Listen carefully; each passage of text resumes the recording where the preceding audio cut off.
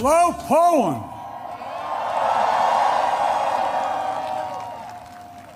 One of our great allies. President Duda, Prime Minister, Mr. Mayor, to all the former ministers and presidents, as well as mayors and Polish political leaders from all across the country, thank you for welcoming back to Poland. You know, it was nearly 1 year ago I spoke at the Royal Castle here in Warsaw, just weeks after Vladimir Putin had unleashed his murderous assault on Ukraine, the largest land war in Europe since World War II had begun. And the principles that have been the cornerstone of peace, prosperity, and stability on this planet for more than 75 years were at risk of being shattered. 1 year ago, the world was bracing for the fall of Kyiv. Well, I just come from a visit to Kyiv, and I can report Kyiv stands strong. Kyiv stands proud. It stands tall. And most important, it stands free. When Russia invaded, it wasn't just Ukraine being tested. The whole world faced a test for the ages. Europe was being tested. America was being tested. NATO was being tested. All democracies are being tested. And the questions we faced were as simple as they were profound. Would we respond? Or would we look the other way? Would we be strong? Or would we be weak? All of our allies, would be united or divided? 1 year later, we know the answer. We did respond. We would be strong. We would be united. And the world would not look the other way. We also face fundamental questions about the commitment to the most basic of principles. Would we stand up for the sovereignty of nations? Would we stand up for the right of people to live free from naked aggression? Would we stand up for democracy? 1 year later, we know the answers. Yes, we would stand up for sovereignty, and we did. Yes, we would stand up for the right of people to live free from aggression, and we did. And we would stand up for democracy, and we did. And yesterday, I had the honor to stand with President Zelensky in Kyiv to declare that we will keep standing up for these same things, no matter what.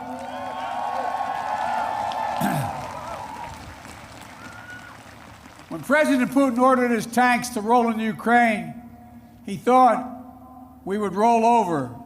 He was wrong. The Ukrainian people are too brave. America, Europe, a coalition of nations from the Atlantic to the Pacific, we were too unified. Democracy was too strong. Instead of an easy victory he perceived and predicted, Putin left with burnt-out tanks and Russia's forces in disarray.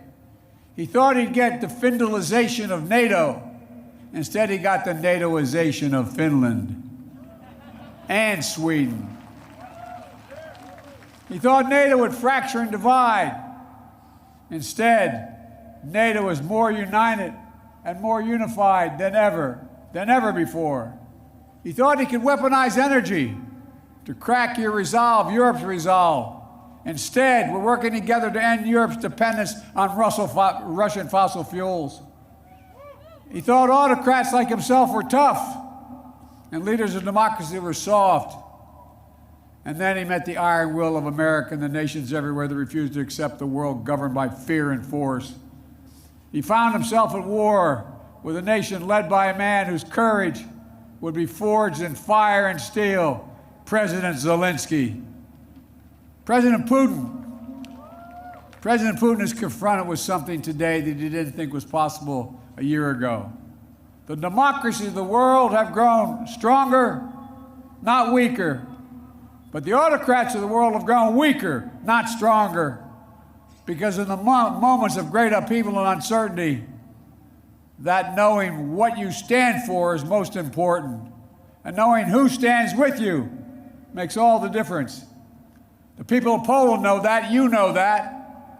In fact, you know it better than anyone here in Poland, because that's what solidarity means. That's how brave leaders of the opposition and the people of Belarus continue to fight for their democracy. That's how the resolve of Moldovan people, the resolve of the people of Moldova to live in freedom, gained them independence and put them on the path to EU membership. President Sandu is here today. I'm not sure where she is, but I'm proud to stand with you and the freedom-loving people of Moldova. Give her a round of applause. 1 year into this war, Putin no longer doubts the strength of our coalition, but he still doubts our conviction. He doubts our staying power. He doubts our continued support for Ukraine. He doubts whether NATO can remain unified. But there should be no doubt. Our support for Ukraine will not waver. NATO will not be divided, and we will not tire.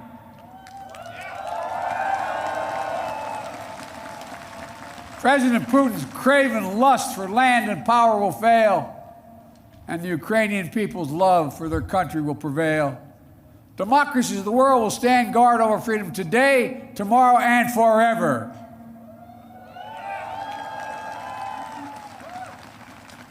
So that's what's at stake here, freedom.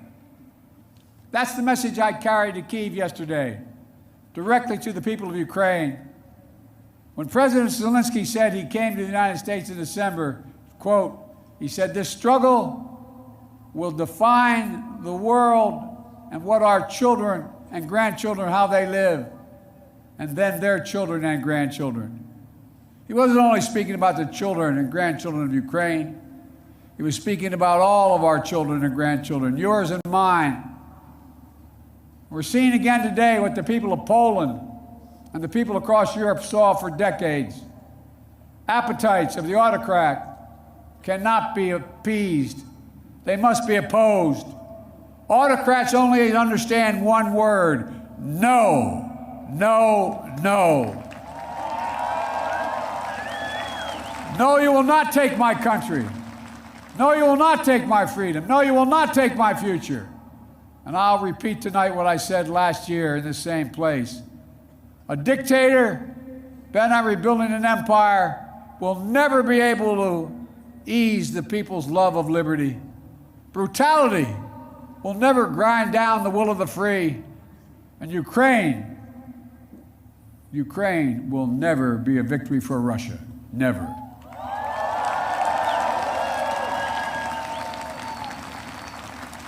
For free people refuse to live in a world of hopelessness and darkness. You know, this has been an extraordinary year in every sense. Extraordinary brutality from Russian forces and mercenaries. They've committed depravities, crimes against humanity, without shame or compunction. They've targeted civilians with death and destruction, used rape as a weapon of war, stolen Ukrainian children in an attempt to steal Ukraine's future, bombed train stations, maternity hospitals, schools, and orphanages. No one can turn away their eyes from the atrocities Russia is committing against the Ukrainian people. It's abhorrent. It's abhorrent. But extraordinarily, as well, has been the response of the Ukrainian people and the world. 1 year after the bombs began to fall, Russian tanks rolled into Ukraine. Ukraine is still independent and free.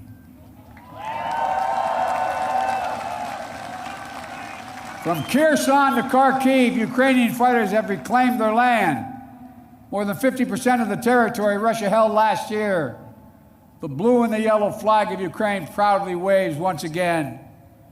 President Zelensky still leads a democratically elected government that represents the will of the Ukrainian people. And the world has already voted multiple times, including in the United Nations General Assembly, to condemn Russia's aggression and support a just peace. Each time in the UN, that vote has been overwhelming.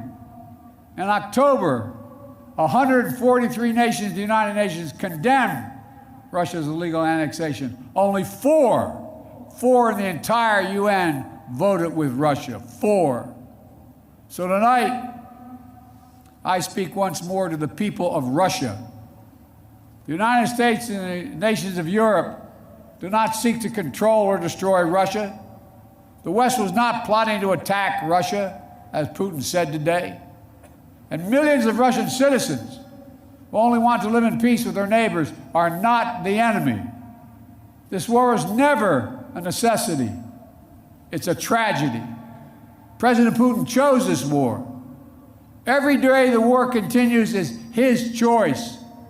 He could end the war with a word. It's simple. If Russia stopped invading Ukraine, it would end the war. If Ukraine stopped defending itself against Russia, it would be the end of Ukraine. That's why together we're making sure Ukraine can defend itself. The United States has assembled a worldwide coalition of more than 50 nations to get critical weapons and supplies to the brave Ukrainian fighters on the front lines, air defense systems, artillery, ammunition, tanks, armored vehicles. The European Union and its member states have stepped up with unprecedented commitment to Ukraine, not just in security assistance, but economic and humanitarian refugee assistance and so much more. To all of you here tonight, take a moment, and I'm serious when I say this. Turn around and look at one another. Look at what you've done so far. Poland is hosting more than 1.5 million refugees from this war. God bless you. Poland's generosity, your willingness to open your hearts and your homes is extraordinary. And the American people are united in our resolve as well.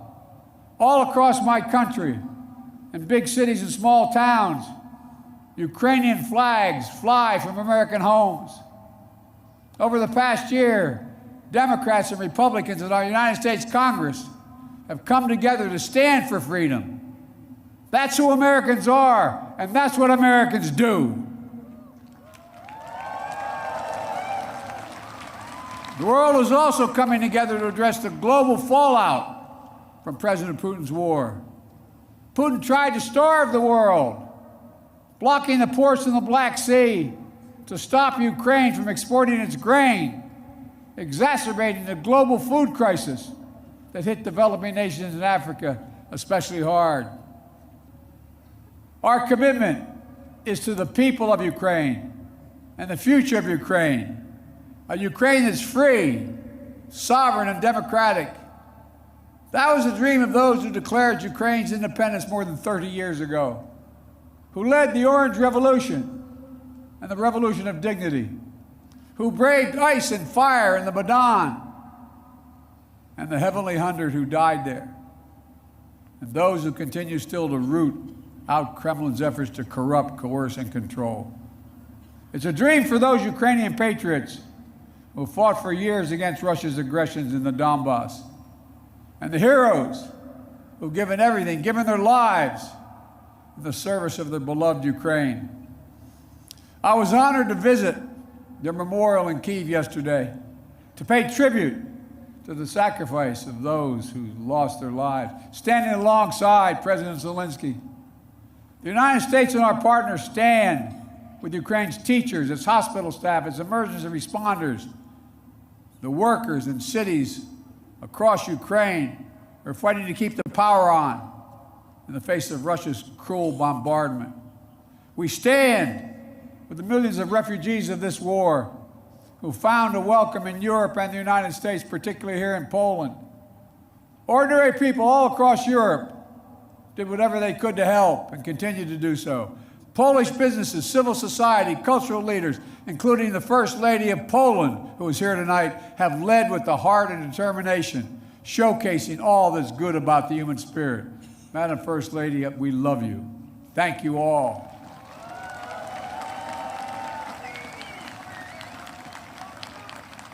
I I'll never forget last year visiting with refugees from Ukraine who had just arrived in Warsaw, seeing their faces, exhausted and afraid, holding their children so close, worrying they might never see their fathers, their husbands, their brothers, their sisters again. In that darkest moment of their lives, you, the people of Poland, offered them safety and light. You embraced them. You literally embraced them. I watched the looks on their faces. Meanwhile, together we made sure that Russia is paying the price for its abuses. We continue to maintain the largest sanction regime ever imposed in any country in history. And we're going to announce more sanctions this week together with our partners.